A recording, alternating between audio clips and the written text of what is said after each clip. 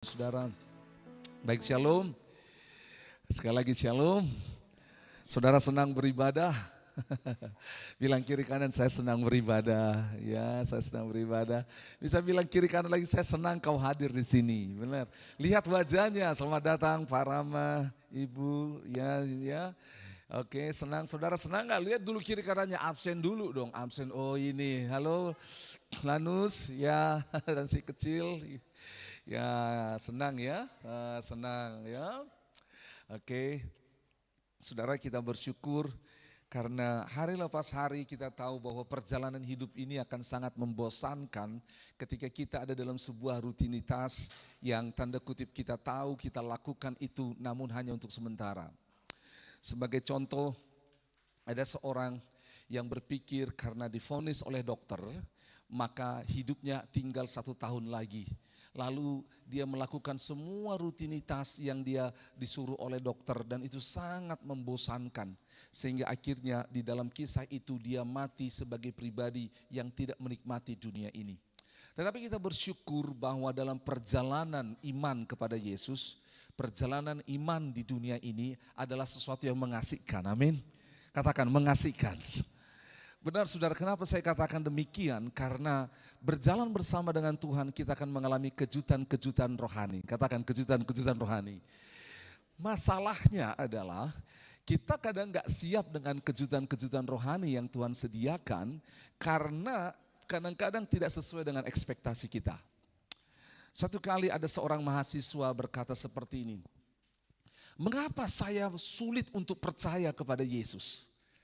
Kenapa saya sulit untuk ikut Yesus yang Bapak sampaikan? Kenapa saya tidak menikmati atau tidak memiliki ketertarikan kepada Yesus seperti Bapak tertarik pada Yesus? Saudara pernah lihat seperti itu? Contoh seperti ini. Saudara pernah nggak menikmati ada dalam sebuah tempat di mana banyak orang suka dengan hal itu tapi saudara tidak suka? Contoh, waktu kecil saya tidak suka itu tinju. Olahraga tinju, saudara di kampung halaman kami, tinju itu biasa disiarkan oleh televisi Republik Indonesia, TV nasional pada waktu itu, hanya satu televisi, hari Minggu tinjunya. Jadi kalau hari Minggu tinjunya jam 10, ibadah jam 7 itu full, yang jam 10, 9 kosong, atau sebaliknya, begitu loh. Dan yang menarik, yang paling suka tinju itu bapak-bapak, anak-anak gak suka. Sehingga akhirnya ketika olahraga tinju, bapak-bapak yang nonton, anak-anak stres gak bisa nonton. Satu kali saya ada dalam sebuah kumpulan seperti itu, nonton tinju karena ikut bapak saya. Mereka, wow, saya, apa? Saudara, saya bingung, kenapa engkau orang-orang tua ini bisa nikmati tinju, saya tidak.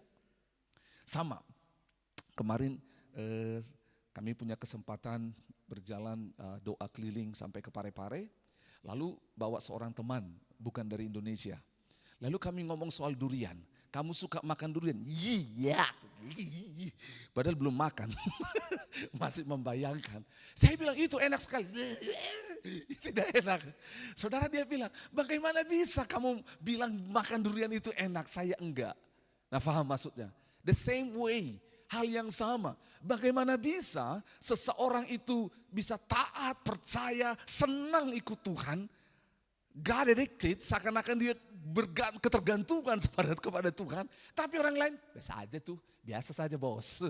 Biasa saja bos, kau lebih-lebih daripada pendeta. Saudara paham maksudnya? Ini menarik, kita harus search, kita harus cari. Saudara, jawaban terbaik yang bisa saya berikan ketika ada orang yang bertanya, kenapa Bapak menyukai Tuhan, kenapa saya tidak bisa menyukai Tuhan seperti itu? Saya bilang, bisa jadi begini. Saya juga tidak suka soal Tuhan. Saya juga susah untuk percaya terhadap hal-hal yang rohani. Saya juga sebenarnya punya keinginan untuk menyukai hal-hal yang tidak Tuhan sukai. Tetapi kenapa saya bisa suka tentang hal Tuhan hari ini? Karena saya tidak menjadi Tuhan lagi dalam diri saya. Dia yang menjadi Tuhan. He's the one who take control. Dia yang mengendalikan. Kadang-kadang dalam dunia ini kita tergoda untuk kita yang jadi Tuhan. Maunya saya, seleranya saya. Sehingga ketika Tuhan bicara apa, kita nggak mau, nggak suka. Karena apa? Karena saya yang jadi Tuhan. Tetapi kalau kita berkata dia yang jadi Tuhan, mau tidak mau kita akan turut. Kita kenal dia, kita ikut dengan dia. Kita butuh dia. Karena apa? Karena dia tahu yang terbaik. Aplikasinya, Sean dan Kava itu susah minum obat. Istri saya juga susah minum obat. Di keluarga kami saya bisa minum obat 6 biji pel sekali telat gini pakai air. Bisa. Wah, istri saya kalau minum obat itu bergumul. Obat besar dibagi 2, setengah minum, satu. Wah itu, San dan Kava harus dipecahin dulu dan semuanya. Kalau saya bulat-bulat besar begini, berapa? 6, masukkan dalam. Kok papa bisa? Saudara, bukan soal bisa, tapi karena saya punya pemikiran bahwa apa? Saya butuh obat ini. Saya enggak suka rasanya, tapi saya butuh obat itu. Saudara dengar baik-baik. Perubahan pola pikir seperti ini menolong kita untuk mengenal Tuhan. Saudara dengar baik-baik, saudara duduk 2 jam ibadah di sini. Sebenarnya kalau jualan mungkin saudara bisa laku jalan kotek 80. Bisa laku ya. Bisa laku frozen food berapa bungkus ya. Ada berapa customer bisa ambil internet ya, pakai bisnis dan semua. Kita tahu sama-sama. Kita tahu. Tetapi why? Kenapa kita mau ambil waktu untuk beribadah? Saudara, oleh sebab itu hari ini kita mau sama-sama menikmati bahwa beribadah dalam hidup orang Kristen itu bukanlah suatu hal yang tanda kutip sebenarnya ditambahkan kepada kita. Tapi itu kodrat kita. Manusia diciptakan Tuhan untuk beribadah. Manusia diciptakan Tuhan untuk bersekutu dengan Allah. Kalau kita punya kerinduan, kecenderungan tidak bersekutu, tidak beribadah dengan Allah, berarti kita sedang keluar daripada kodrat kita. Saudara tahu keluar kodrat, contoh. Kemarin kita ibadah di pantai, private beach. Mantap sekali namanya. Nah, di situ ada kamar mandi pria dan wanita. Kodrat saya pria, saya harus ke kamar mandi pria. Kalau saya pergi ke kamar mandi wanita, apa yang terjadi? Masuk TikTok. Bukan. Wih, ada Pak Pendeta masuk di kamar mandi perempuan. Itu melanggar kodrat. Katakan sama-sama, melanggar kodrat. Sama waktu saya ke Thailand, Bapak Ibu Saudara, betul. Saya ke Thailand, saya yang semaput, mereka tidak semaput. Karena saya lagi PIPIS, yaitu apa? Pipis. Sudah, tiba-tiba ada perempuan masuk di dalam kamar mandi. Saudara tahu di Thailand itu ada 12 jenis kelamin katanya. Itu melanggar kodrat. Apa saya nggak kaget ada. Saudara bayangkan kalau tiba-tiba ada perempuan di sebelahmu. Dia datang di sebelah saudara, rambut panjang di segala macam, tapi pipisnya berdiri. Apa saudara nggak bingung? Saudara kan bingung, itu melanggar kodrat. Saudara kan bingung. Kok ada laki pakai ini semuanya wajah perempuan, rambut segala macam. Tapi dia, wih Tuhan, saudara bayangkan. Nah sebenarnya itu jokes, tapi saudara tahu nggak? Sebenarnya kita didesain Tuhan untuk hidup rohani, beribadah, cinta Tuhan. Dan kalau kita tidak rohani, tidak cinta Tuhan, tidak beribadah, sebenarnya kita sedang ada di luar kodrat. Saudara harus nangkap itu. Loh kok bisa? Dengar baik-baik. Dosa buat kita seperti itu. Iblis buat kita seperti itu. Iblis berusaha menyelewengkan. Makanya sebuah arti lain daripada dosa itu adalah melenceng atau keluar daripada targetnya. Menyimpang. Harusnya begini, jadi begini. Itu sebabnya dengar baik-baik. Setiap kali dalam hidupmu, seperti Roma pasal 7. Roma pasal 7. Ketika Paulus bergumul, dia bilang seperti ini. Ada suara dalam hatiku. Aku ingin melakukan hal yang baik, tapi dagingku ingin melakukan hal yang jahat. Atau sebaliknya, dagingku, ingin memaksa aku. Sebabnya dia bilang apa? Terkutuk aku. Siapa yang bisa melepaskan aku dari semua ini? Ditulis di situ Roma pasal 7. Tetapi syukur kepada Allah di dalam nama siapa? Tuhan Yesus yang melepaskan kita. Seorang mahasiswa, dia ambil program doktor, lalu dia stres. Dia belum selesai kuliahnya dan berat. Tiba-tiba ada suara-suara di telinganya. Suara-suara di telinga, suara-suara di hatinya yang bilang menyerah. Suara-suara ini lama-kelamaan semakin kuat mendorong dia untuk menyerah dan mendorong dia semakin terpuruk sampai ada supaya tidak melihat, maksudnya supaya tidak malu. Ada satu dorongan yang mendorong dia untuk mulai menyendiri di rumah karena dia belum bisa kejar teman-teman yang lain. Dia dari sebuah negara ke negara lain dan dia negaranya mengandalkan dia, ayo kamu bisa, tapi dia merasa gagal, aku gak bisa. Dan suara-suara itu ketika malam hari mendorong dia untuk bunuh diri. Karena apa? Saya gak bisa lagi gitu loh. Saudara tahu apa yang terjadi? Waktu itu dia nangis, dia stres malam itu.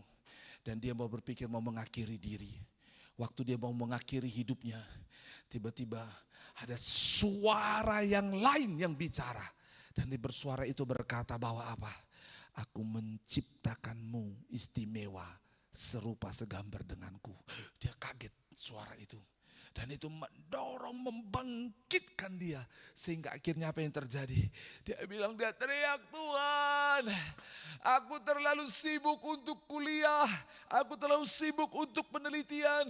Sehingga yang aku dengar hanya suara dosen, suara teman-teman, suara promotor, suara donatur yang menyekolahkan aku. Aku sampai gak dengar suaramu. Sehingga dia stres. Dalam kestresannya itu tiba-tiba sebuah suara kecil muncul.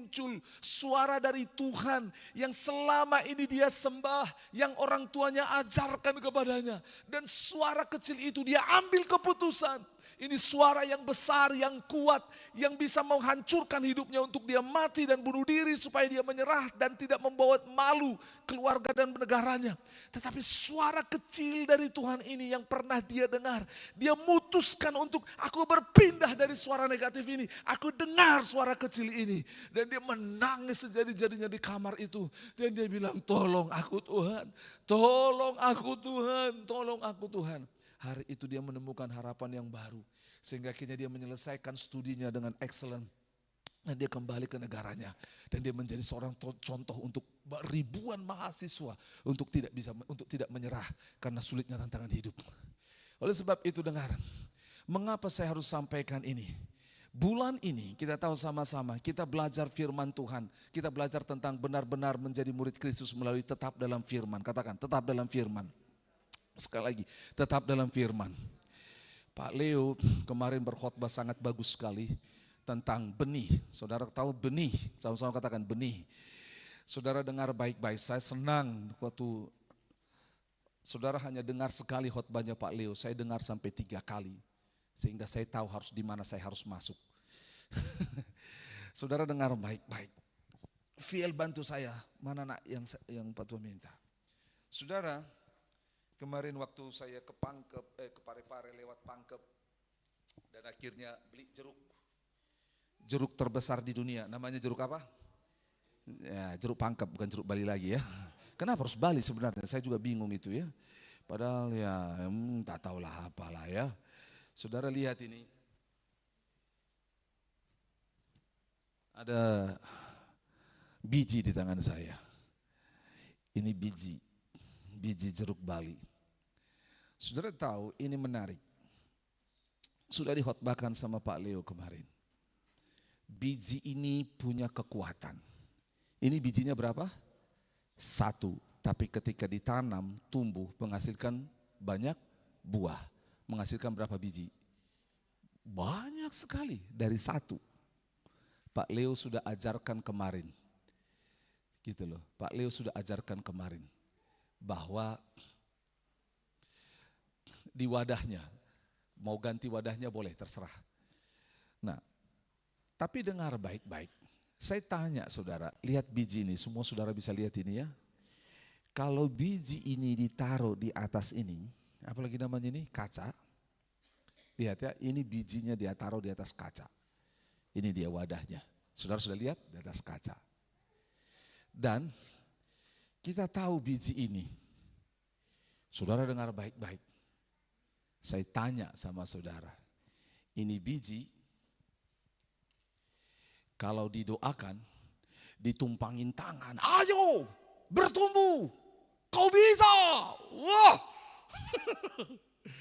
dalam nama Yesus. Ayo kau bisa nak, ayo kami mendukungmu. Yo, pasti bisa. Gitu loh. Pasti bisa. Pasti bisa. Saudara tahu apa yang terjadi? Saya tanya, tumbuh enggak? Loh kenapa enggak tumbuh?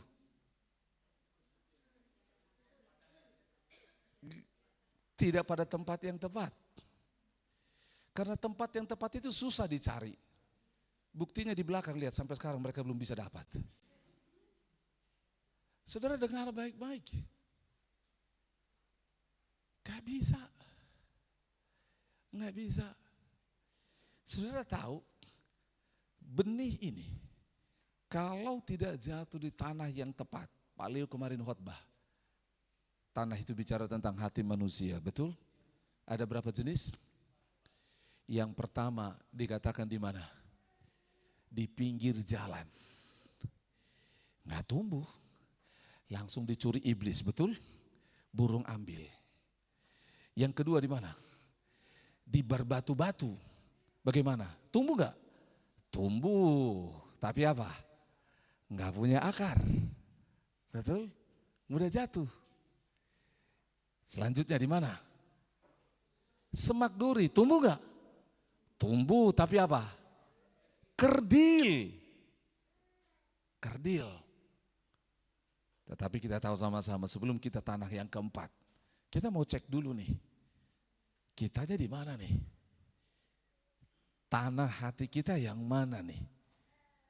Saudara coba, saudara Kristen sejak umur berapa? Saudara mulai umur berapa dengar firman Tuhan? Saya tanya, berapa banyak firman itu yang tertanam dalam diri kita? Dicuri iblis, saudara lupa. Saudara ingat enggak ayat ulang tahunmu yang dikasih Tuhan? Saudara ingat enggak? Atau firmannya bertumbuh tapi kerdil, enggak menghasilkan buah. Tapi ketika firmannya jatuh di bejana yang tepat, di tanah yang semua ada pupuknya, yang semua ada isinya, maka apa yang terjadi? Inilah yang dikatakan tanah itu yang akan menghasilkan berapa? 30, 60 sampai 100 kali lipat. Berbuah sampai ke sana. Dengar baik-baik. Saya tanya sama saudara, apakah benihnya tahu tanah di mana dia akan jatuh? Tahu? Tidak. Benih itu ditabur oleh Tuhan, menabur firman itu. Benih itu enggak tahu akan ditabur di mana. Tapi tahukah saudara, benih itu akan tahu bahwa dia jatuh di tempat yang tepat ketika dia bertumbuh. Oleh sebab itu dengar, kami sebagai pelayan Tuhan, khotbah menanam benih dalam hidup saudara. Kami tidak tahu bahwa benih ini akan jatuh di tanah apa. Tetapi adalah keputusan saudara untuk memilih tanah hatimu.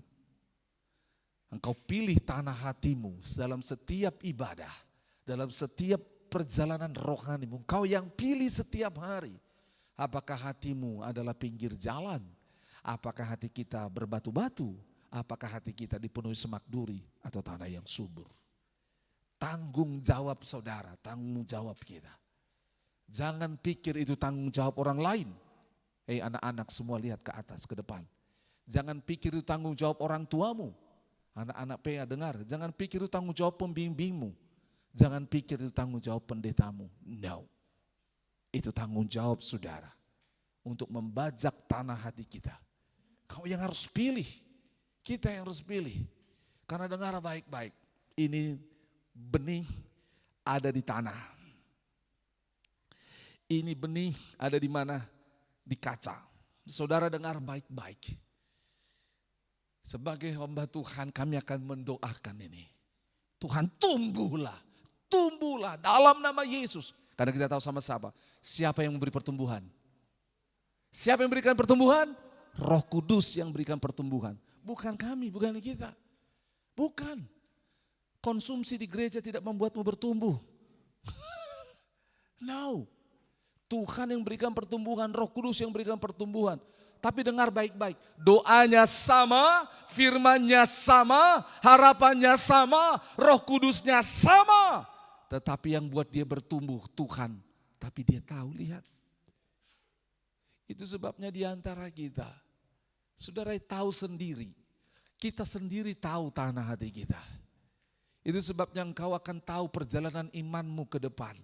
Tuhan, apakah aku akan melanjutkan sebagai orang yang punya tanah hati pinggir jalan? Apakah aku melanjutkan sebagai orang yang punya tanah hati berbatu-batu? Apakah aku melanjutkan tanah hatiku seperti semak duri? Pilihan ada di tangan saudara. Dan pilihanmu menentukan buahmu. Pilihanmu menentukan hasil akhirnya. Karena apa? Allah sudah memberikan berkat terbaik. Dia berikan firman terbaik. Dia berikan Roh Kudus untuk memberikan serum pertumbuhan terbaik. Oleh sebab itu, pilihlah untuk bertumbuh. Amin. Bilang kiri kanan, pilihlah untuk bertumbuh. Nah, terima kasih. Pilihlah untuk bertumbuh. Yuk sama-sama kita buka Mazmur pasal 1. Yuk sama-sama. Mazmur pasal 1 kita baca ayat 1 sampai ayatnya yang ke-3. Mari bangkit berdiri sama-sama. Mazmur 1 ayat 1 sampai 3. Mazmur 1 ayat 1 sampai 3. 1, 2, dan 3. Berbahagialah orang yang tidak berjalan menurut nasihat orang fasik, yang tidak berdiri di jalan orang berdosa, dan yang tidak duduk dalam kumpulan pencemooh. Tetapi yang kesukaannya ialah Taurat Tuhan, dan yang merenungkan Taurat itu siang dan malam. Ia seperti pohon yang ditanam di tepi aliran air, yang menghasilkan buahnya pada musimnya, dan yang tidak layu daunnya. Apa saja yang diperbuatnya berhasil. Bukan demikian, sampai ayat 3 saja, berhasil. Silakan duduk. Saudara, di ayat 1 ini jelas ada 3 kata kerja di sana. Dikatakan di sana berjalan, berdiri, dan duduk. Sama-sama katakan yuk. Berjalan, berdiri, dan duduk. Lihat ya. Tapi semua ini tidak. Tidak. Kalau tidak artinya apa? Larangan. Tidak boleh berjalan menurut nasihat orang fasik. Tidak berdiri di jalan orang berdosa. Tidak duduk dalam kumpulan pencemooh. Semua kata tidak berartinya itu artinya apa? Larangan. Kalau dilarang, ya jangan lakukan, betul? Sama-sama bilang, kalau dilarang ya jangan lakukan. Kita kan suka, secara ilmiah saya mau tahu, kalau saya langgar ini apa yang akan terjadi? Nggak perlu ilmiah saudara. Ada orang mau mencoba gitu loh. No, nggak usah. Kalau sudah dilarang nggak usah lakukan. Saudara dengar baik-baik. Mengapa sampai Mazmur ini dimulai dengan perkataan ini? Dengar baik-baik. Mazmur ini ada 150 dan hampir setengahnya digubah oleh namanya Daud. Dan dengar baik-baik, kalau kita berhasil mengerti Mazmur 1, maka kita akan tahu bagaimana mengalami Mazmur 2 sampai 150. Mengapa? Karena mulai dari Mazmur 2 dan seterusnya, di situ akan ditunjukkan kehidupan orang fasik. Di situ akan ditunjukkan orang-orang yang berdosa. Di situ akan ditunjukkan orang-orang yang jauh dari Tuhan. Kehidupan naik turun akan ditunjukkan di sana. Dan di awal sudah dikatakan tidak, jangan. Namun di kitab Mazmur juga ditunjukkan tentang orang-orang yang hidup bergantung pada firman. Yang menaruh iman pengharapan kepada firman di ayat 2. Yang kesukaannya adalah Taurat Tuhan, merenungkan Taurat itu siang dan malam. Ditunjukkan orang-orang yang bergantung pada firman, yang percaya pada perkataan Allah. Orang-orang yang berseru kepada Allah di tengah padang belantara, di tengah kejaran musuh, di lautan yang luas. Mereka berseru dan Tuhan menjawab doa mereka. Ditunjukkan semuanya. So di awal ini kata kuncinya diberikan. Yang pertama source-nya yaitu sumbernya. Kalau engkau hidup sumbermu adalah di luar, yaitu apa? Orang lain, nasihat orang lain, perkataan-perkataan orang, ini akan terjadi. Tetapi yang kedua, kalau sumbermu adalah firman Tuhan, perkataan Tuhan, ini akan terjadi. Dari awal sudah diberikan. Saudara, tahun 1997 ketika saya pergi ke Bandung, papa saya bilang seperti ini, papa tidak pintar memberi nasihat, nak. Dan kau tahu sudah di mana papa bisa gagal. Mungkin saya bukan ayah yang terbaik bagimu. Tapi hanya ini yang bisa papa kasih. Dia kasih saya Alkitab. Betul. Dia kasih saya Alkitab, dia bilang, hiduplah sesuai dengan firman Tuhan ini. Papa saya tidak pengkhotbah hebat. Papa saya tidak begitu sungguh-sungguh. Tapi dia tahu. Hanya orang yang hidup bergantung pada firman yang bisa bertahan sampai pada kesudahannya.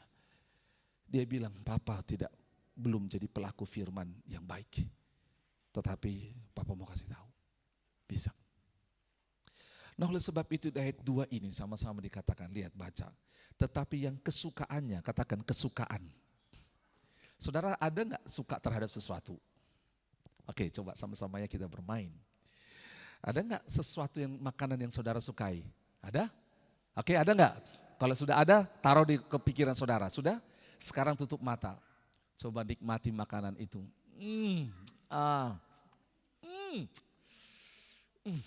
Bagi dong. Betul ya? Suka. Benda itu tidak ada, tapi saudara bisa rasakan di lidah saudara, betul? Aduh.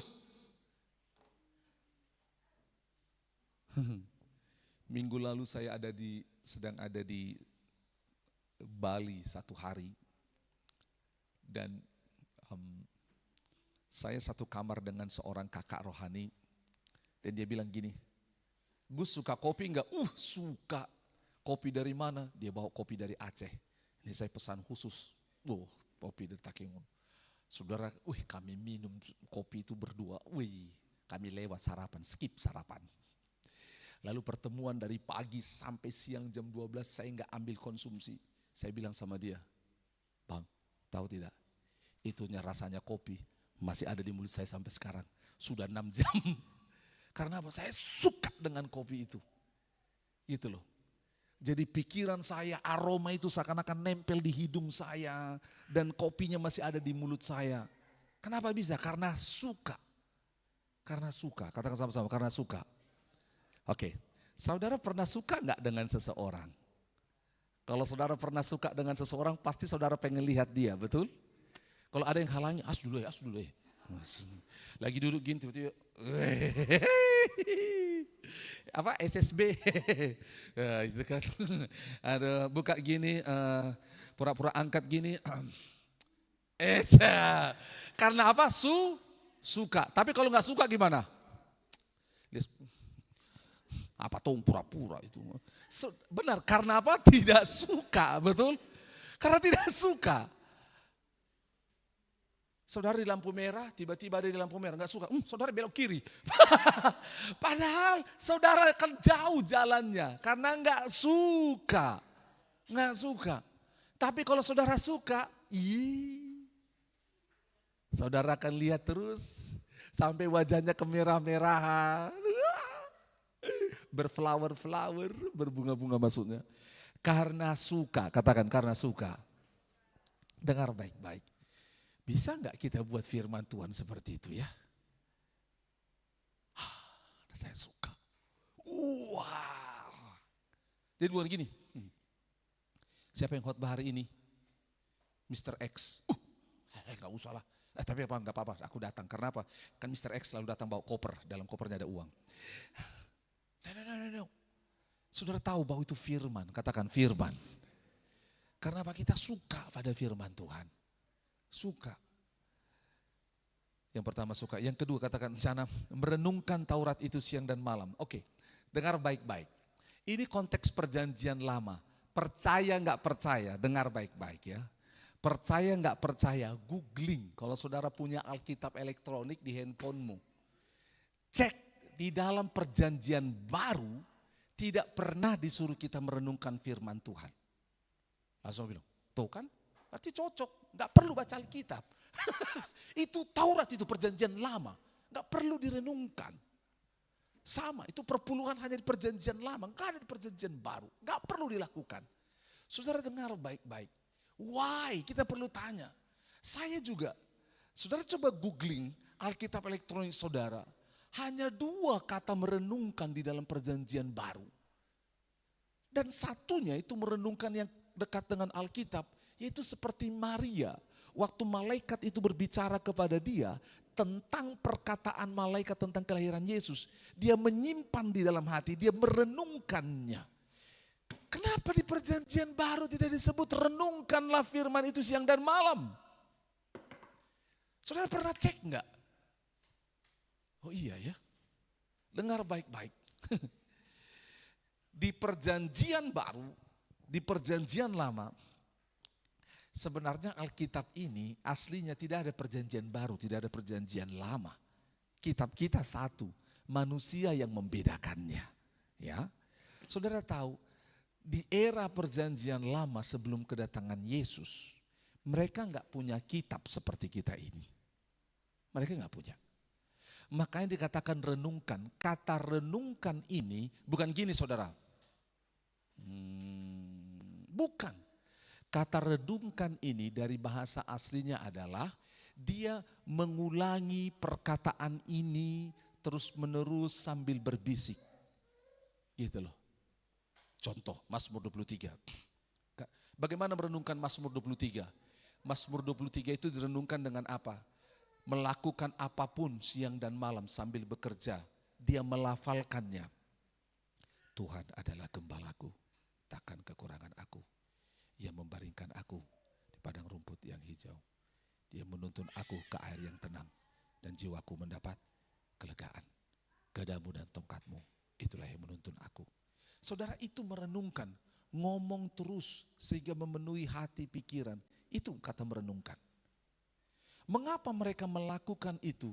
Karena sekali lagi ini yang terjadi pada zaman itu saudara, tidak semua orang bisa pegang kitab. Yang pegang kitab ini, kitab itu disimpan dan para nabi, para rabi, pengajar yang membacakannya. Waktu dibacakan, semua yang dengar akan berusaha, oh ya, nangkap. Lalu mereka pulang, dia ingat terus, dia ingat. Makanya bapaknya mengingatkan anaknya. Nah ini loh perkataan Allah. Nah makanya dikatakan di kitab Ulangan, ayahnya akan mengingatkan anaknya ketika berjalan, ketika tidur, ketika duduk, ketika dalam perjalanan. Diingatkan. Mereka gak punya salinan kitab kayak kita, gak punya. So bagaimana dengan zaman kita? Saudara dengar baik-baik, sekarang di mana-mana saudara bisa temukan Alkitab, betul? Apalagi dengan saudara bawa handphone. Tapi dengar baik-baik, kita nggak punya habit kebiasaan merenungkan firman dengan cara apa? Menghafal, mengucapkan berulang-ulang sampai kita ingat. Kita nggak terbiasa. Oleh sebab itu dengar, kata merenungkan firman ini, kalau saudara tarik ke ayat di bawahnya, ia seperti pohon yang ditanam di tepi aliran air yang menghasilkan buahnya pada musimnya, yang tidak layu daunnya, apa saja yang dibuatnya berhasil. Saudara, kemarin kita belajar bagaimana siklus pertumbuhan rohani seseorang seperti pohon. Sudah belajar dari benih dan tanah, sekarang kita belajar tentang akar. Akar itu berbicara tentang sebuah kebiasaan, katakan kebiasaan. Sekali lagi, kebiasaan. Makanya ada katakan, udah berakar berurat dia. Mengapa? Karena dia biasa melakukan itu. Oleh sebab itu dengar baik-baik. Hari-hari ini kita sedang, gereja ini, Tuhan sedang bawa kita memiliki kebiasaan seperti merenungkan firman. Karena suka, katakan karena suka. Bukan karena program, katakan sama-sama, bukan karena program. Sekali lagi, karena suka, bukan karena program. Dengar baik-baik. Ini sangat beda. Saya ngomong sama istri saya, aku cinta mama. Kalau karena program, saya akan bangun pagi-pagi, aku cinta mama. Aku cinta mama. Aku cinta mama. Hei, ini kenapa ini? Kita pun, tapi kalau karena cinta, karena suka, akan beda. Hanya lihat dia senyum saja. Dia sudah tahu. Karena suka. Contoh, ini langsung saja. Kenapa tidak banyak orang mau baca Alkitab 1 tahun? Betul, itu karena suka, bukan karena program. Aduh, susahnya baca Alkitab. Wah, anak kami kalau disuruh baca Alkitab seperti mencangkul tanah 3 hektar. Baru 20 menit atau 10 menit lamanya. Tapi coba kalau main game. Udah 2 jam baru kak main. Kenapa saudara? Karena dia suka dengan game, dia tidak suka dengan firman. Oke, tadi saya sudah ngajar saudara tentang kodrat. Dengar baik-baik. Kita sedang digeser Tuhan kodratnya.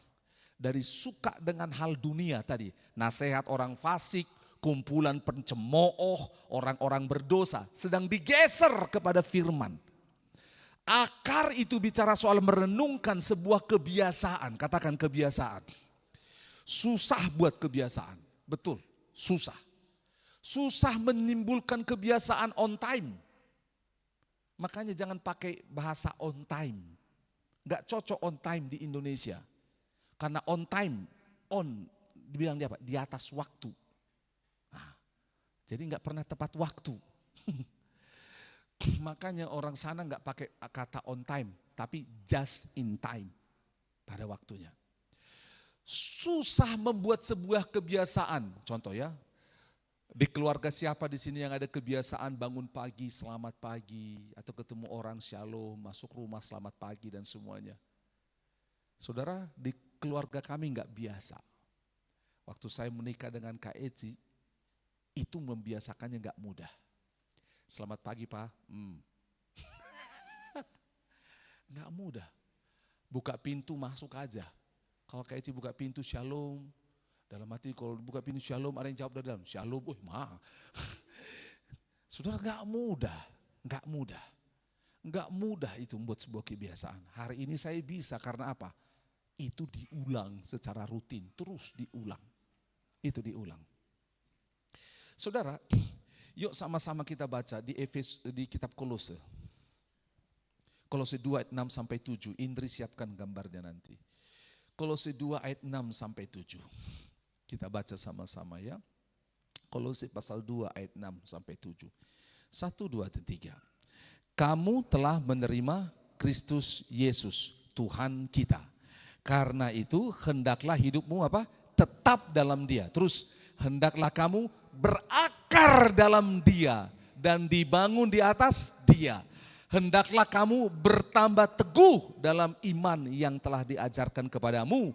Dan hendaklah hatimu melimpah dengan syukur. Hendaklah kamu berakar di dalam Dia. Orang-orang yang sudah menerima Yesus Kristus sebagai Tuhan, dikatakan kita berakar di dalam Dia. Saudara tahu, lihat, tadi akar itu sebuah kebiasaan. Akar itu fungsinya di dalam dunia agrikultur, di dunia pertanian, kita tahu akar itu fungsinya ada banyak. 3 hal utama. Yang pertama, akar itu untuk menopang sehingga tidak mudah jatuh, betul? Yang kedua, akar itu gunanya untuk apa? Menyerap nutrisi, betul? Menyerap nutrisi. Yang ketiga, akar itu punya fungsi untuk apa? Menjangkau yang tidak bisa dijangkau. Nah, oleh sebab itu saya ambil sebuah gambar. Coba kasih tunjuk gambarnya Kak Indri. Saudara lihat gambar itu. Lihat. Pohon itu tumbuh. Ada batu di situ. Karena dia mau bertumbuh, coba lihat itu. Sampai akarnya mencari, menembus batu-batuan itu.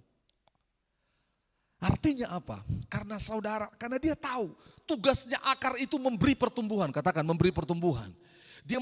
Dia nggak peduli di atas tuh buah apa, dia nggak tahu. Tapi yang dia tahu kerjanya, aku harus cari nutrisi. Di dalam tanah itu gelap, betul? Di dalam tanah itu bau. Bau. Saudara pikir bahwa benih itu enak, nggak enak saudara. Benih waktu dipupukin, pernah dengar namanya pupuk kandang? Ya, bau. Itu loh saudara. Hai, enak. Saudara bayangkan, benih itu bilang apa? Benih yang cantik tadi. Aku mau bertumbuh, oke, dikasih pupuk. Jangan, bau, aduh. Tersiksa saudara. Tapi kalau nggak digitunya bisa. Dia taruh dalam gelap, betul nggak? Benihnya itu dalam gelap. Yang tadi dalam jeruk pangkep, jeruk bali, warna pink itu isinya atau warna putih. Wih, aduh, I'm a pinky seed. Aku benih yang di tengah-tengah yang pink, wih, berping-ping ria. Tiba-tiba diambil dan dimasukkan di tanah. Kenapa? Help. Enggak bau jeruk, bau apa ini? TK, kucing, TK, kambing, TK, kuda. Kok bau TK semua sih? Aduh. Tiba-tiba dia enggak lihat warna pink, dia lihat warna gelap, hitam. Help. Saudara bayangkan. Dia harus mengalami itu. Dan tiba-tiba dia pikir dia mati. Keluar apa? Akarnya keluar. Tuh. Waktu keluar akarnya. Akar ini lihat, segini bijinya, akarnya segini. Keluar tunas, akarnya tambah besar. Semakin tinggi pohonnya, akarnya terus dan terus. Yang menarik dari akar itu adalah dia tidak bisa dihentikan. Dia selalu cari cara. Dia selalu tidak mau menyerah. Dia lewat sini ada batu, belok. Lewat situ ada batu, belok lagi. Lewat situ ada lubang dikit, masuk. Kecil dulu dari sini, masuk. Ada tanah di sana, tiba-tiba dia besar. Maka saudara bisa lihat akar itu di sini besar, di dalam batu dia kecil, dapat tanah besar lagi. Karena apa? Dia tahu bahwa itu fungsinya. Dia tahu itu kodratnya. Sama. Kalau kodrat kita adalah orang yang ditetapkan hidup dalam firman, suka dalam firman Tuhan, berakar, saudara akan cari cara untuk saudara bertumbuh. Saudara akan cari cara untuk engkau tetap merambat pada firman. Bilang apa? Kuliah hari Minggu, boleh. Tapi aku akan tetap melayani Tuhan. Aku baca firman Tuhan, aku hidup pada firman Tuhan. Apalagi sakit, oke, sakit penyakit boleh datang, aku belok dikit. Apalagi penjualan minus, nggak apa-apa, aku naik atas. Karena apa? Akar selalu menemukan jalannya, katakan amin. Itu dia. Kalau kita orang Kristen anak Tuhan yang seperti dikatakan Kolose 2 ayat 7, berakar di dalam dia, kita akan bisa buat seperti itu. Ditutup gereja ini, nggak apa-apa. Beribadah di mana? Di lapangan parkir. Kita akan punya cara. Karena apa? Karena memang akar itu tidak bisa dihentikan. Dia akan terus cari cara. Dia akan terus. Dan dengar baik-baik. Iblis akan berusaha untuk menghentikanmu dengan berbagai cara. Karena dia tahu firman itu berkuasa. Saudara, iblis gak bisa gagalkan firman Tuhan. Yang bisa dia buat adalah kita tidak percaya pada firman. Makanya apa yang terjadi? Ketika engkau merambatkan hidupmu kepada akar kehidupanmu kepada firman, iblis akan berusaha hentikanmu. Sia-sia kau baca Alkitab tuh, dari kecil kau sudah tahu Alkitab. Namamu aja ada dalam Alkitab, betul? Nama siapa di sini ada dalam Alkitab? Gak ada pula di sini.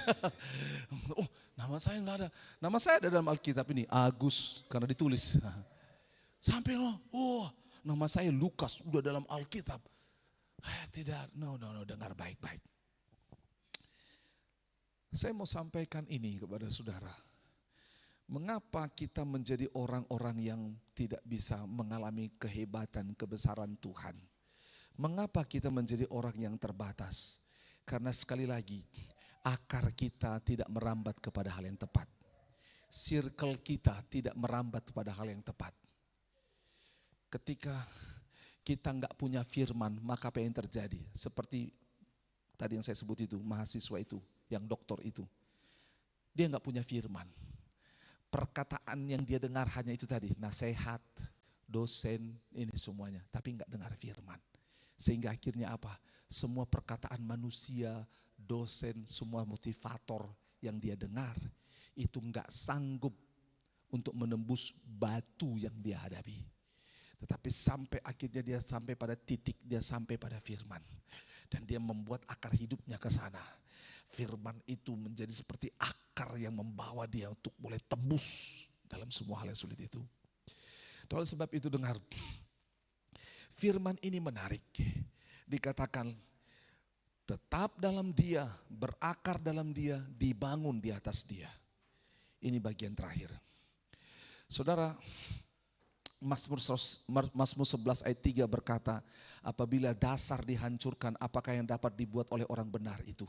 Bangunan ini 2 lantai, tapi saya tanya bahwa pondasi bangunan ini bisa untuk 3 lantai. Berapa lantai? 3 lantai. Kalau kita buat jadi 30 lantai bagaimana? Hancur, betul? Om Aser kuliah di sebuah kampus yang bangunannya dibangun lebih tinggi dari kapasitasnya. Kami pernah 2 keliling di kampus itu. Loh, kenapa kampus ini hanya ada di lantai 1, 2, 3, 4 ke atas gak berani orang. Ternyata makin ke atas dia goyang. Karena apa? Karena pondasinya hanya untuk sekian lantai, mereka bangun lebih. Bangunan di sebelah kita, Mall Panakukang, saudara lihat sedang dibangun. Gitu loh. Sedang dibangun. Itu saya tanya, bisa dibangun sampai pondasi berapa? Oh, ini sampai 30 lantai bisa. Hebat. Saudara dengar baik-baik. Apapun yang kau bangun dalam hidupmu, kalau pondasinya, akarnya tidak kuat, bahaya.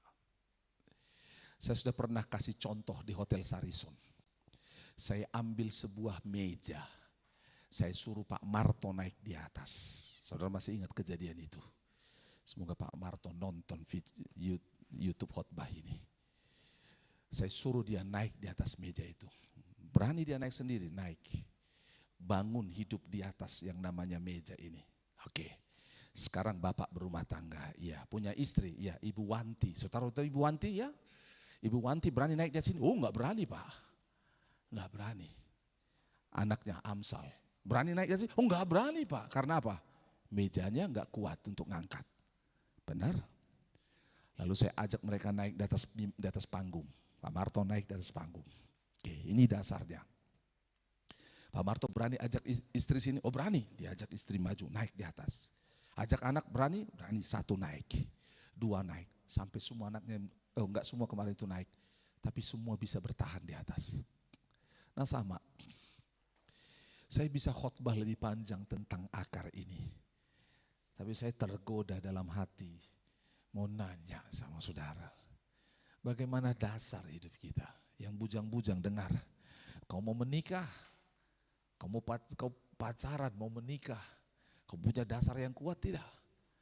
Kalau kau tidak punya dasar yang kuat, kau sedang membawa pasanganmu kepada kecelakaan. Betul? Benar. Kalau saya punya anak hari ini pacaran, dan bilang mau menikah karena dapat dari Tuhan, saya tidak akan percaya. Karena apa? Tidak punya dasar yang kuat, betul? Saya akan tanggung namanya risiko anak orang dengan dia. Begitu. Sama kerjaan. Kerjaan saudara, kalau kita enggak punya dasar yang kuat, mau dikasih level apa? Mau dibuat manajer, tapi kita enggak punya pondasi yang kuat. Apa yang terjadi? Boom. Jatuh. Makanya lihat, ada lagi berkat soal keuangan. Mau dikasih uang yang banyak, mudah nggak Tuhan kasih kita uang yang banyak? Mudah. Tapi dasar kita kuat nggak? Jangan sampai ketika uangnya ditambah, egonya bertambah, sombongnya bertambah, pelitnya 2 kali lipat. Bahaya. Betul. Dia bilang, susah saudara. Satu kali ada anak PA saya, dia masih mahasiswa, dia memberi perpuluhan. Lalu dia tanya sama saya, kenapa saya lakukan ini? Saya ajar firman Tuhan, sudah.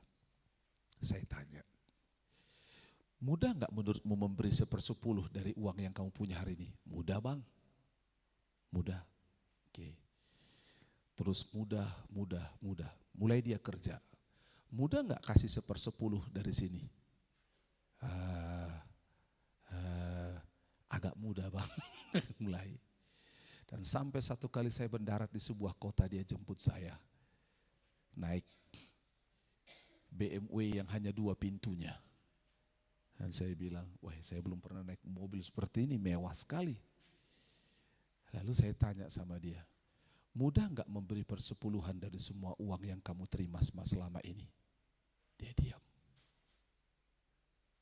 Dia nangis. Saya tanya, kenapa kamu diam? Kenapa nangis? Besar sekali bang. Iya, besar sekali. Saya bilang, saya nggak sedang tanya uang sama kamu. Saya sedang tanya dasar hidupmu. Dia jemput saya dari bandara, kami di jalan. Dia bilang, saya baru rugi ratusan juta. Kenapa kamu bisa rugi ratusan juta? Saya bisnis ternak ayam ratusan ribu. Terus satu kali ngalami mujizat, semua sakit penyakit ayamnya nggak kena. Wah, senang sekali dia. Tapi dia belum hidup dalam Tuhan. Maksudnya belum hidup dalam Tuhan, dia mulai menggeser Tuhan dari hidupnya dengan semua kesibukannya. Dan satu kali dia sewa orang kerja, udah ayamnya itu mati hampir 100% mati. Kenapa? Yang kerja ini kasih makan ayam sangat rajin. Sangat rajin maksudnya dosisnya misal 3 kali, dia kasih 5 kali. Sehingga ayamnya gendut, saking gendutnya ayamnya, kakinya nggak kuat ngangkat. Jadi ayamnya semua tak tidur begini, kok. Nggak bisa jalan saudara. Mati semua ayamnya. Dan dia rugi. Saya tanya, kira-kira apa pesan Tuhan di balik hal itu? Dia bilang, saya harus kembali kepada Tuhan bang. Oh iya, jadi kapan mau kembali? Nah ini saya sedang proses untuk kembali sama Tuhan. Saya nanya, kira-kira apa yang membuatmu harus kembali kepada Tuhan? Kau butuh apa supaya kau kembali pada Tuhan? Kau butuh kerugian yang lebih besar? Saya tanya sama dia, saya keras tanya sama dia. Kau butuh kerugian yang lebih besar untuk kau kembali sama Tuhan? Kau butuh sakit penyakit untuk kau kembali sama Tuhan? Kau butuh kehilangan, kedukaan, kematian istri dan anak supaya kembali pada Tuhan? Dengar, Tuhan gak mau buat semua itu. Tuhan bukan Allah yang kejam. Dia curi ini, rasa kau tidak datang sama aku, apa lagi? No. Jangan salah pikir Tuhan. Tuhan jaga semua. Tapi karena engkau gak dekat sama Tuhan, iblis ambil darimu. Bukan Tuhan gak sanggup jaga, tapi kau buka celahmu. Dia nangis. Saya ingat sekali, badannya besar dia nangis. Dia bilang, saya sudah lama gak dalam Tuhan. Saya sudah gak satu dulu lagi bang. Saya sudah tidak berdoa lagi. Saya sudah tidak ibadah lagi. Istri saya sudah ajak minggu, anak-anak saya ajak tapi saya gak mau. Saya selalu punya kontrak hari Minggu. Bisnis rekan-rekan sekerja. Dia nangis sejadi-jadinya. Saya ingat dia. Saya bilang, kamu masih anak saya. Saya peluk dia. Ayo sama-sama. Saya enggak selalu ada bersamamu. Kita terpisah jauh. Dengar baik-baik. Sejak dari awal. Saudara tahu sejak dari awal saya kembalikan firman ini. Saya hanya punya satu nasihat sama kalian semua anak-anak PH. Berakar dalam Tuhan. Di mana?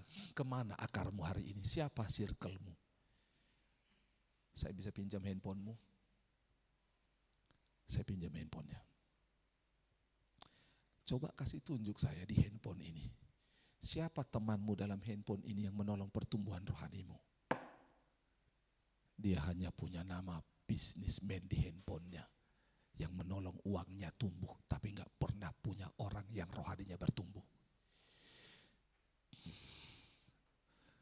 Sini handphonemu, coba lihat daftar teleponmu. Siapa yang pernah kau telepon supaya engkau bertumbuh?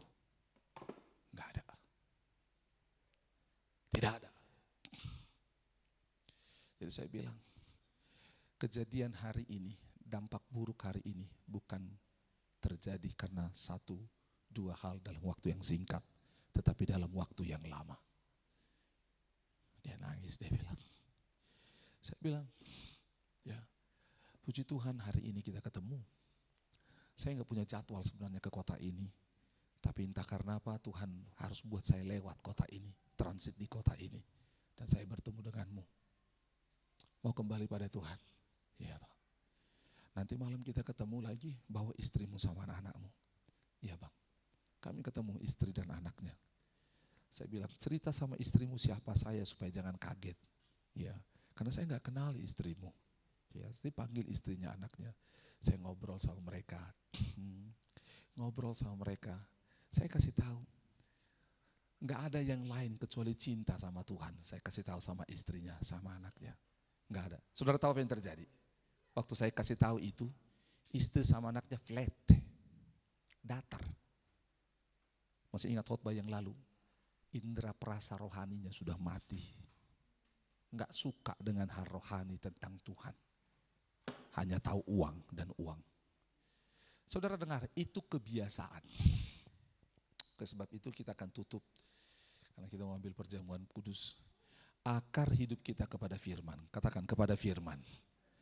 Baca Alkitab bukan karena program, tapi karena cinta. Kalau di perjanjian baru tidak ada kata renungkan firman Tuhan, terus apa yang dilakukan dengan firman di perjanjian baru? Saudara tahu, tebak apa yang terjadi?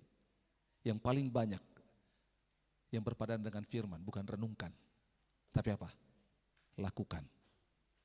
Kita adalah orang-orang yang hidup di momen sebagai pelaku firman. Itu sebabnya hari ini kau punya akar yang kuat tentang firman, bagus. Sekolah teologi, kau hafal ayat, kau bisa khotbah, bagus. Tapi kalau enggak lakukan, sami mawon, sama aja. Tapi jangan pula gini, lebih baik saya sedikit tahu firman, saya lakukan. Daripada kamu tahu banyak, tapi enggak lakukan. Hey, dengar baik-baik, kenapa enggak pilih? Tahu banyak, hafal banyak, lakukan semuanya. Katakan amin. Harus gitu. Jangan, apa itu gereja? Hanya tahu khotbah, hanya tahu ngomong saja itu pendeta, tapi nggak tahu lakukan firman Tuhan. Saya tidak sekolah teologi, hanya tahu dikit, tapi saya lakukan. No, semua kita sedang dalam proses bertumbuh, katakan amin. Makanya ajak yang lain, katakan kiri kanan, ajak yang lain. Ajak yang lain. Para pemain musik boleh maju. Saudara bayangkan, Indri kembalikan foto tadi, foto itu. Saudara tahu, bayangkan itu ada pohon itu dan pohon yang lain. Saudara bayangkan ketika dalam tanah akar yang satu, akar pohon yang satu ketemu dengan akar pohon yang lain. Saudara paham maksudnya ya? Ketika ketemu, dia masuk ke dalam tanah dan gini. Kau juga di sini. Iya, kau lewatin batu itu tadi. Iya, kau lihat mana? Saya lihat bawah. Aku lihat kiri. Kita sama-sama lewat. Yuk, laju terus. Gas. Itu dia. Ketemu mereka di bawah. Akar itu ketemu, saling ngomong, lewat sini. Kadang-kadang kau harus lewat, keluar dari tanah itu, keluar dulu. Kemana? Ke tembok, keluar, baru masuk lagi ke dalam. Gitu. Oh gitu ya. Sudah lihat, ketemu. Senangnya minta ampun. Senang. Ajak orang lain untuk berakar. Amin, kita berdoa. Terima kasih untuk firman Tuhan. Kami bersyukur kepadamu.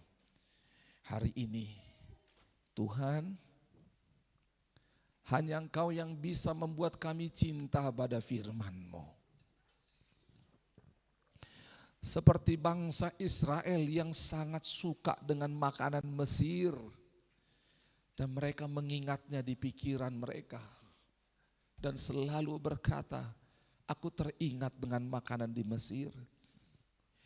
Hanya mana yang dari Tuhan yang membuat mereka bisa lupa dengan makanan di Mesir. Sebelum mereka menikmati susu dan madu di tanah Kanaan, mereka diberi mana oleh Tuhan.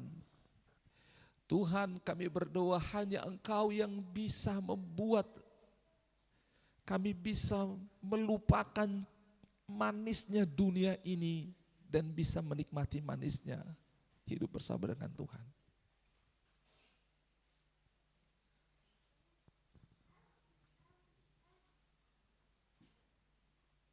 Hanya Engkau Tuhan.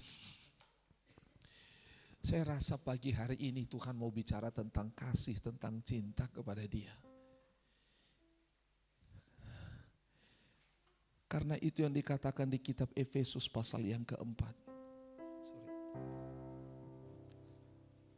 Efesus 3 ayat 16 sampai 17. Aku berdoa supaya Ia menurut kekayaan kemuliaan menguatkan dan meneguhkan kamu oleh rohnya dalam batinmu. Sehingga oleh imanmu Kristus diam dalam hatimu dan kamu berakar serta berdasar dalam kasih. Saya rasa pagi hari ini Tuhan sedang bicara kasih kepada saudara dan saya.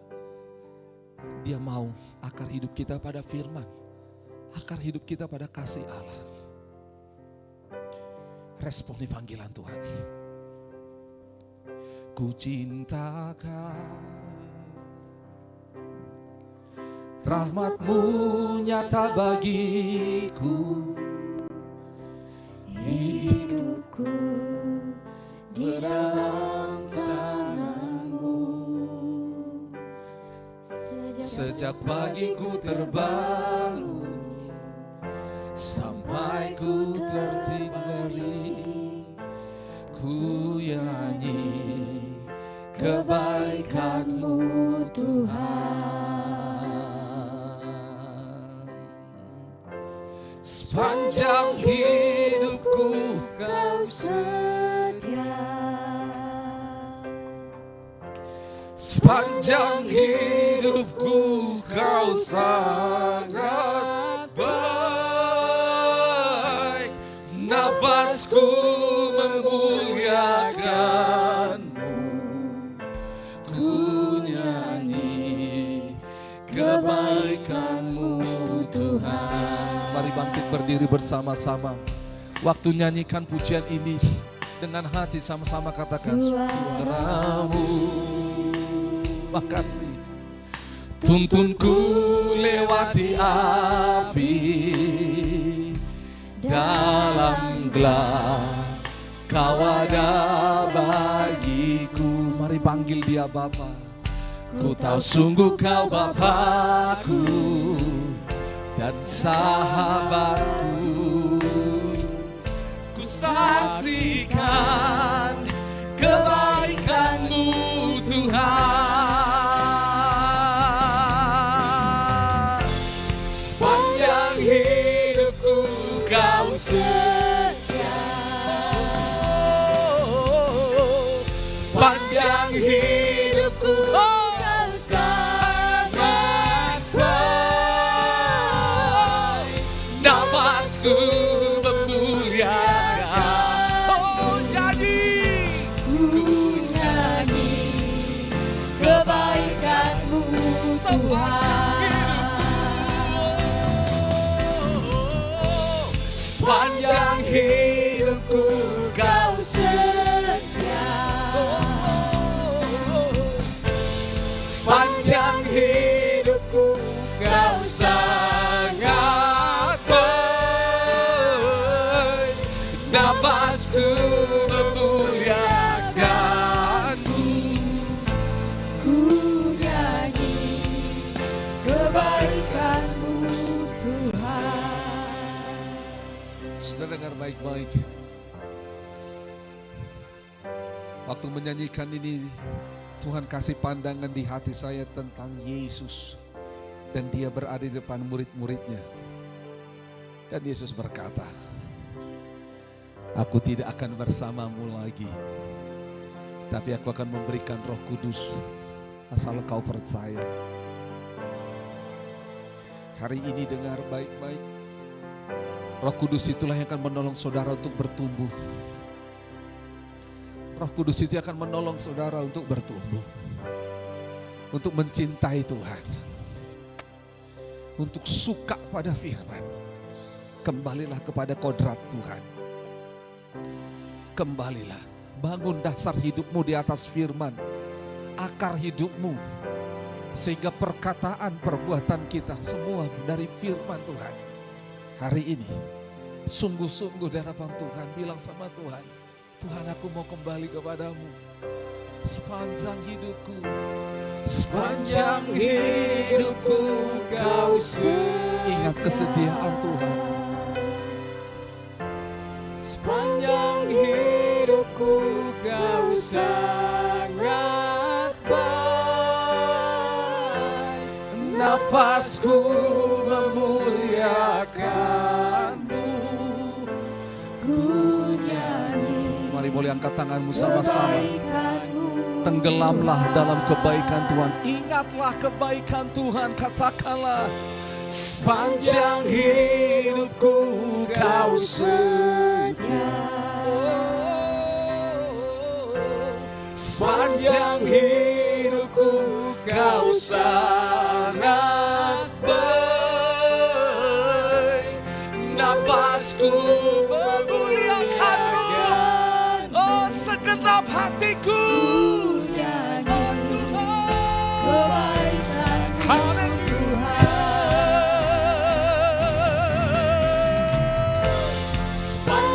Hidupku kau setia. Sepanjang hidupku kau sangat nafasku akan dibangun dalam kesetiaan Tuhan. Oh, akan dibangun dalam kesetiaan Tuhan. sepanjang hidupku kau setia. Sepanjang hidupku kau sangat baik. Nafasku memuliakanmu. Ku nyanyi kebaikanmu Tuhan. Sekali lagi sama-sama, sepanjang hidupku. Sepanjang hidupku kau setia. Sepanjang hidupku kau sangat baik. Nafasku memuliakanmu. Ku nyanyi kebaikanmu Tuhan. Ku nyanyi kebaikanmu Tuhan. Kita akan mengambil perjamuan kudus.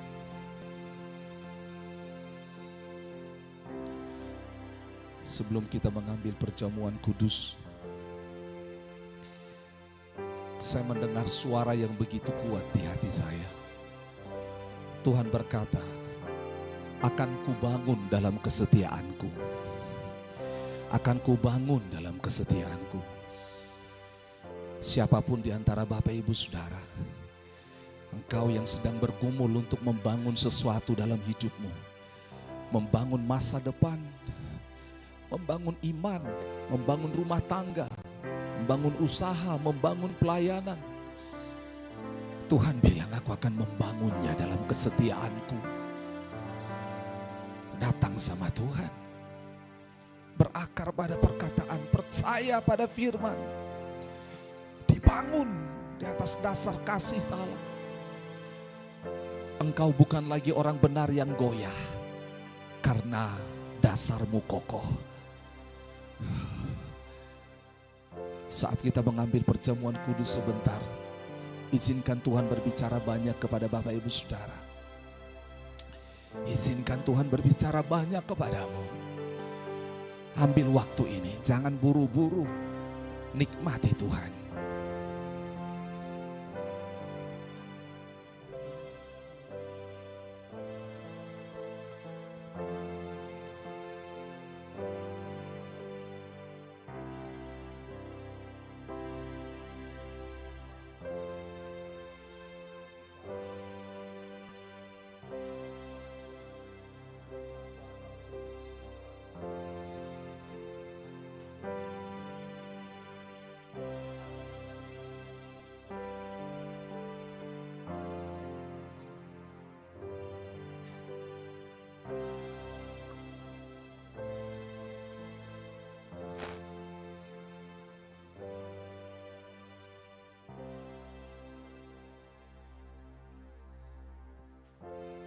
Ambil waktu ini bersekutu dengan Tuhan.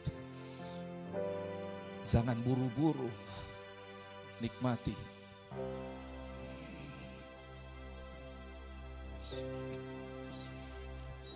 Ku cintakan rahmat-Mu nyata bagiku, dan hidupku berada di tangan-Mu. Sejak pagi ku terbangun sampai ku terbaring, ku nyanyi kebaikan-Mu Tuhan. Katakan suaramu, suaramu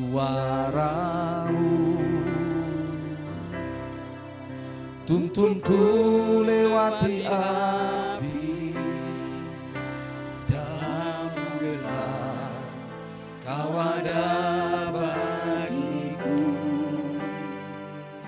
Ku tahu sungguh Kau Bapa-Ku dan sahabatku.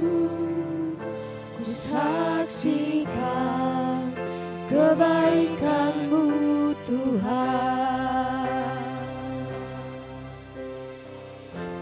Sepanjang hidupku Kau setia, sepanjang hidupku Kau sangat baik. Nafasku memuliakan-Mu, ku nyanyi kebaikan-Mu Tuhan. Sepanjang hidupku, Sepanjang hidupku Kau setia, sepanjang hidupku Kau sangat baik. Nafasku memuliakan-Mu, ku nyanyi kebaikan-Mu Tuhan. saudara, kita akan mengambil perjamuan kudus. Perjamuan kudus adalah suatu hal yang diperintahkan oleh Tuhan Yesus. Mari kita menghormati tubuh dan darah Yesus. Roti dan anggur kita hormati sama-sama. Saudara, saya teringat ketika Paskah, bangsa Israel disuruh mengambil anak domba, mengorbankan dan mengoleskan darah anak domba itu di ambang pintu rumah masing-masing bangsa Israel. Dan malam itu malaikat maut lewat dan semua orang, semua rumah yang tidak dioleskan darah itu semuanya mati. Ada ratap tangis, kematian di mana-mana. Namun ada kehidupan bagi orang yang mengoleskan darah di ambang pintu rumah mereka. Saudara, dengar, hari-hari ini kita sedang diteror dengan banyak hal. Ada banyak sakit penyakit. Ada ajaran